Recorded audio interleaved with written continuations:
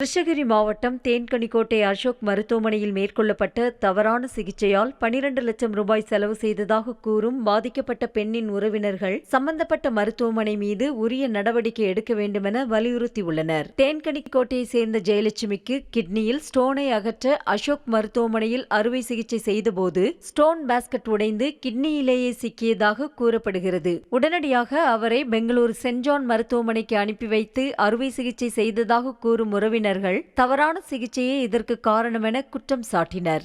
அந்த ஹாஸ்பிட்டலுடைய உரிமையாளரும் மருத்துவர் அசோக் கிளியரா நான் இந்த மாதிரி ஒரு மிஷினை விட்டேன், மிஷின் விட்ட உடனே அந்த மிஷின் ஓப்பன் ஆயிடுச்சோ என்ன ஃபர்தர் அது டிஃபால்ட், என்னுடைய டிஃபால்ட்னால அதை எடுக்க முடியல, ஸோ அதனால நீங்க ஜான் மெடிக்கலுக்கு போங்கன்னு தன் கைப்பட அவரே எழுதி கொடுத்துட்டாரு. தவறான சிகிச்சை கொடுத்து அந்த அம்மாவை இந்த மாதிரி பண்ணிட்டாங்க. பிளஸ் ஜான் மெடிக்கல்ல கிட்டத்தட்ட 10 to 12 லட்சம் ரூபாய் செலவாயிரும் சார். பாதிக்கப்பட்டவர்களின் குற்றச்சாட்டுக்கு அசோக் மருத்துவமனை நிர்வாகம் மறுப்பு தெரிவித்துள்ளது.